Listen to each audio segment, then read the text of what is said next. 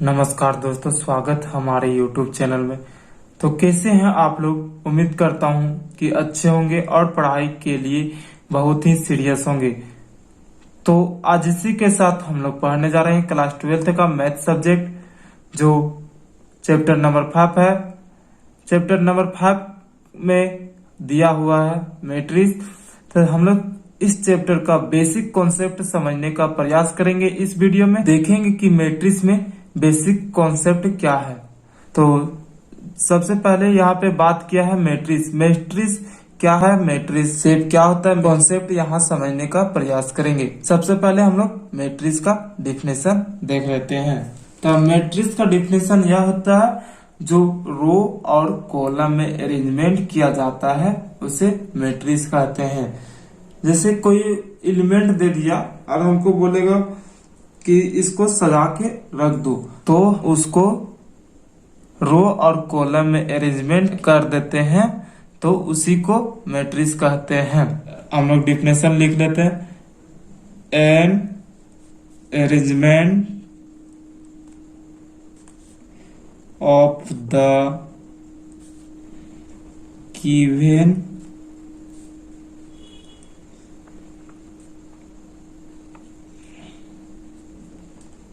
element in term of row and column, then such types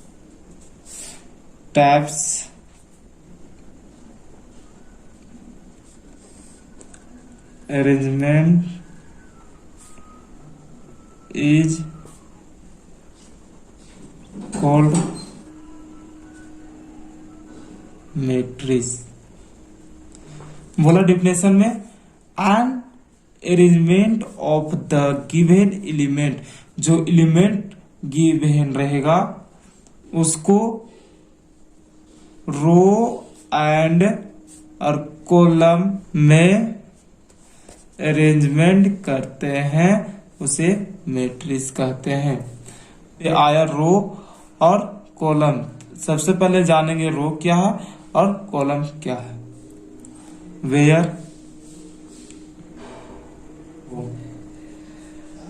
तो इसमें आया रो और कॉलम। तो हम लोग रो और कॉलम को अब समझने का प्रयास करेंगे। तो सबसे पहले रो हम लोग देख लेते हैं। रो होता है क्या? तो रो में कोई एलिमेंट को देगा और उसको लेफ्ट टू राइट और राइट टू लेफ्ट अरेंजमेंट किया जाता है, उसी को रो बोलते हैं। तो इसका हम लोग डिफिनेशन देख लेते हैं।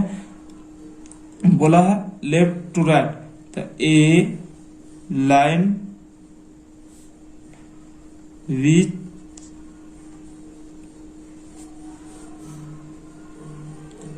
form in the arrangement left to right or right to left, then such type is called row। बोला है कि जो एलिमेंट को दाया से बाया और बाया से दाया सजाया जाता है उसे हम लोग रो कहते हैं। अब हम लोग देखेंगे कि रो को डिनोट किस सिंबल से किया जाता है या कौन सा अक्षर से डिनोट किया जाता है। तो it is denoted by capital R.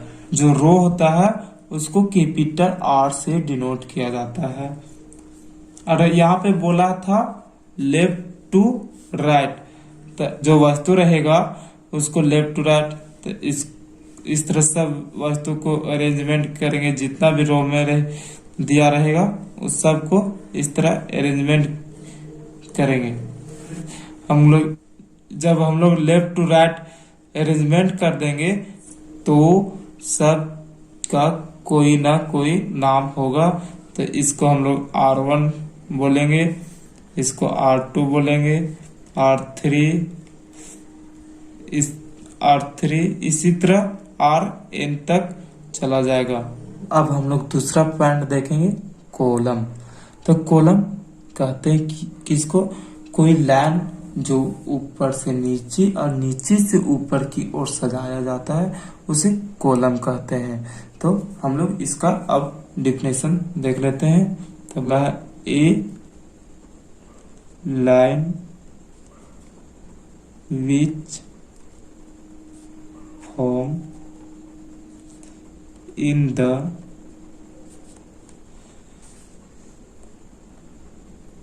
arrangement up to down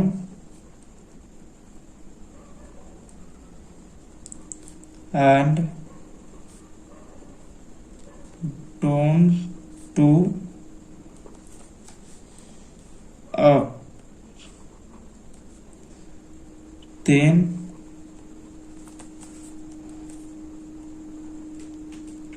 such type is called column। बोला कोई लाइन को हम लोग अरेंजमेंट ऊपर से नीचे, मतलब अप टू डाउन और डाउन टू अप, ऊपर से नीचे और नीचे से ऊपर को सजाया या अरेंजमेंट किया जाता है उसे कॉलम कहते हैं। तो कॉलम को अब किस सिंबल से डिनोट किया जाता है या किस अक्षर से डिनोट किया जाता है, तो it is denoted by capital C. जो कॉलम को सी के बड़ा अक्षर से डिनोट किया जाता है। बोला था ऊपर से नीचे, तो कोई वस्तु हम लोग को दिया रहेगा तो जो ऊपर से नीचे अरेंजमेंट करेंगे उसे ही कॉलम कहेंगे। देखिए ऊपर से नीचे इस तरह जो ऊपर से नीचे डिनोट किया जाता है, लाइन या खींचा जाता है, उसे ही कॉलम कहते हैं। इस तरह हम लोग लाइन खींच देंगे। इस सब का कोई ना कोई नाम होगा, तो इसको नाम हम लोग देंगे C1, C2, C3, C4, इसी तरह चलते रहेगा पॉइंट आगे और Cn तक जाएगा। ठीक है, अब हम लोग मैट्रिक्स का डिफिनेशन देख लिए। मैट्रिक्स में रो और कॉलम क्या होता है उसका डिफिनेशन देख लिए। अब हम लोग 3 पॉइंट नंबर में देखेंगे कि मैट्रिक्स को किस शेप से डिनोट किया जाता है। शेप ऑफ मैट्रिक्स, मैट्रिक्स का शेप होता है जो बड़ा ब्रैकेट होता है उसका शेप से मैट्रिक्स को डिनोट किया जाता है। तो शेप हो गया। 4th पॉइंट में देखेंगे कि जो मैट्रिक्स को किस अक्षर से डिनोट किया जाता है। चलिए अब हम लोग 4th पॉइंट को देखते हैं। It is denoted by capital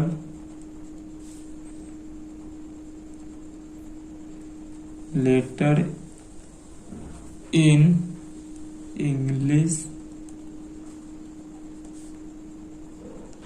alphabet. बोला है it is denoted by capital.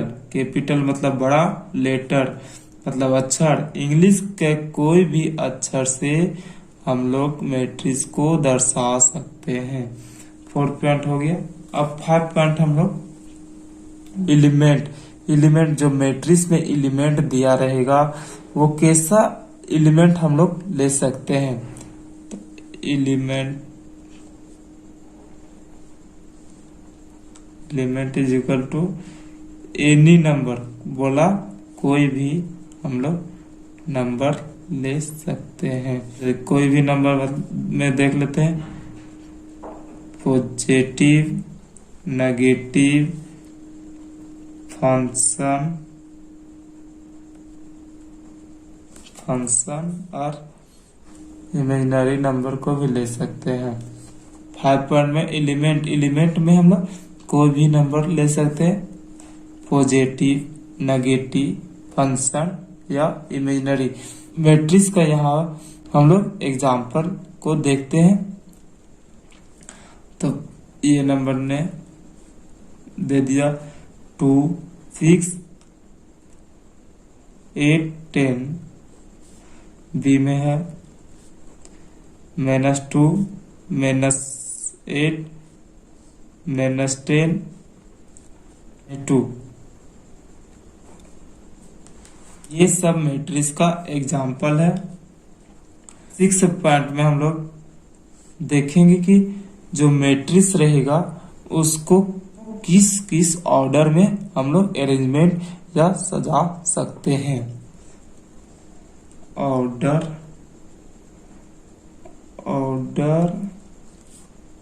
Of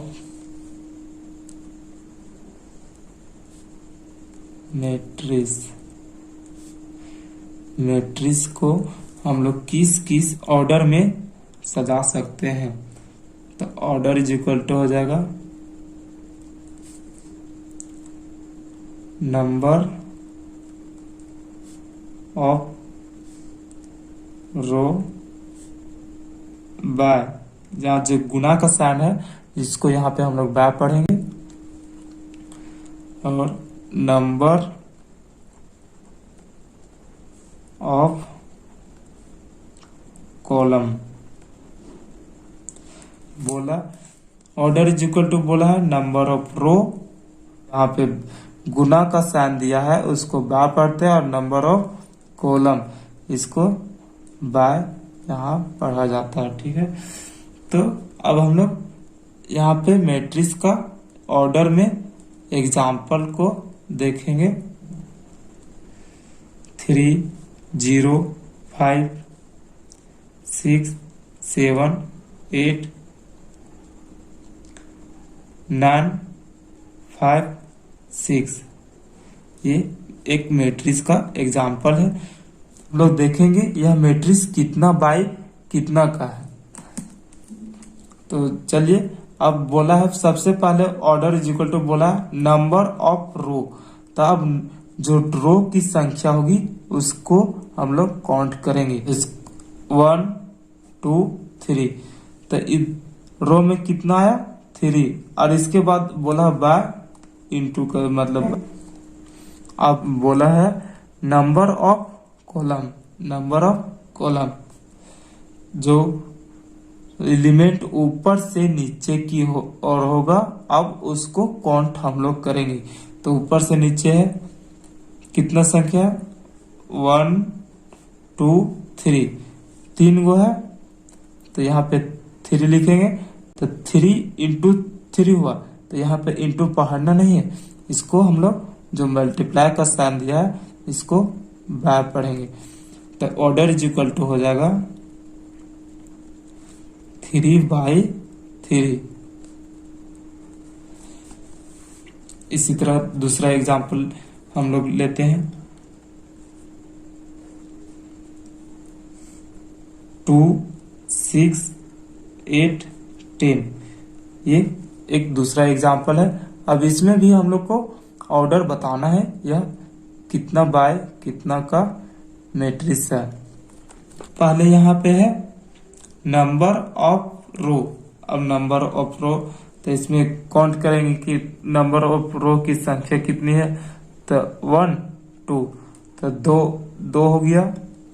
अब इसी तरह number of column by number of column 1 2, जो ऊपर से नीचे की ओर है वो भी 2 है। तो 2/2 का ये एलिमेंट बना। तो 2 बाय ऑर्डर में लिखेंगे 2/2, जो यहाँ पे गुना का साइन दिया उसको बाय पढ़ते हैं। अब हम लोग जो एग्जाम में एक नंबर में क्वेश्चन पूछते रहता है उस क्वेश्चन को हम लोग देखेंगे। एक क्वेश्चन दिया हुआ है, मैट्रिक्स हैविंग ऑर्डर 2/3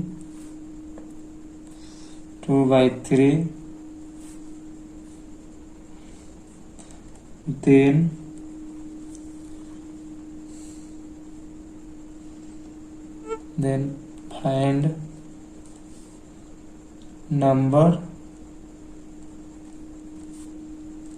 of रो। यहाँ पे बोला है ये मैट्रिक्स हैविंग ऑर्डर, जो मैट्रिक्स का ऑर्डर है से कितना है 2/3 है।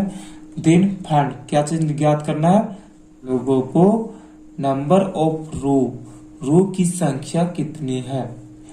तो यहाँ पे मैट्रिक्स का ऑर्डर दिया हुआ है, ऑर्डर इज इक्वल टू 2/3। जो मैट्रिक्स दिया है वो 2/3 में, और हम लोग जानते हैं कि जो शुरू में रहता है वो आर रहता है, और जो बाद में रहता है इन बाय के बाद में रहता है वो सी कॉलम रहता है।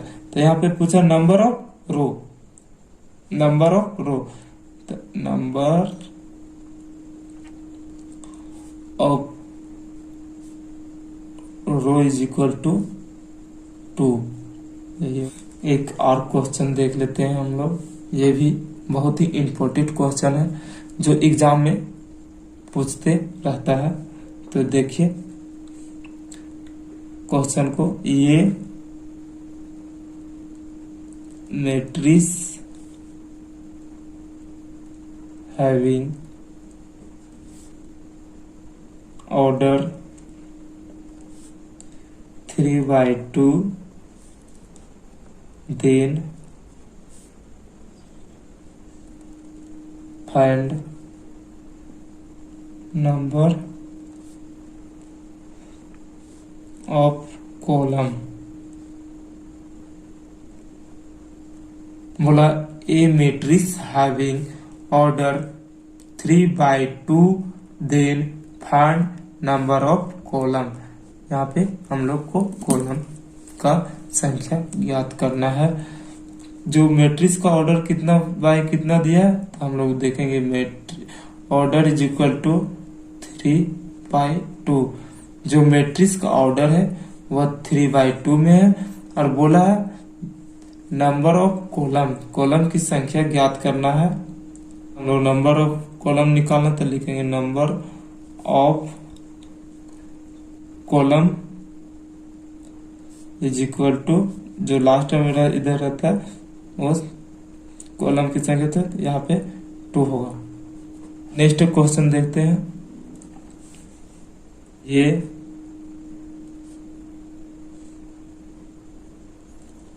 मैट्रिक्स हैविंग ऑर्डर 3/3 then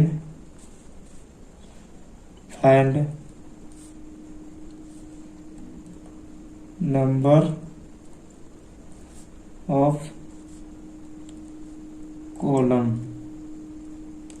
और इसमें ऑप्शन दे दिया है 3, ए में ऑप्शन दिया 3, बी में दिया 2, सी में 9 और डी में ऑप्शन दिया है नन, मतलब कोई नहीं। क्वेश्चन को समझने को प्रयास करेंगे कि क्वेश्चन बोल क्या रहा है।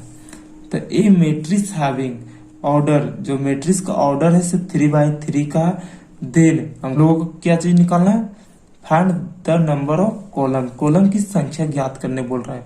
तो इसमें हम लोग को ऑप्शन दे दिया है, डायरेक्ट ऑप्शन से टिक मारे। तो ए में दिया है 3, बी में दिया है 2, सी में दिया है 9 और डी में दिया है नन, जो कोई इनमें से कोई नहीं हो सकता है। तो अब देखेंगे कि मैट्रिक्स का ऑर्डर कितना बाय कितना में। तो मैट्रिक्स का ऑर्डर है, ऑर्डर इज इक्वल टू 3/3। जो मैट्रिक्स का ऑर्डर है 3/3, then find number of column बोल रहा है, नंबर ऑफ कॉलम की संख्या ज्ञात करने। तो लिखेंगे number of column is equal to 3। जो 3 है तो यहाँ पे 3 था तो 3 लिखे, तो ऑप्शन नंबर हम लोग का ये सही ऑप्शन होगा। वीडियो कैसा लगा आप कमेंट में जरूर बताएं। अगर वीडियो यूजफुल होगा तो लाइक कीजिए, कमेंट कीजिए, सब्सक्राइब कीजिए। जय हिंद।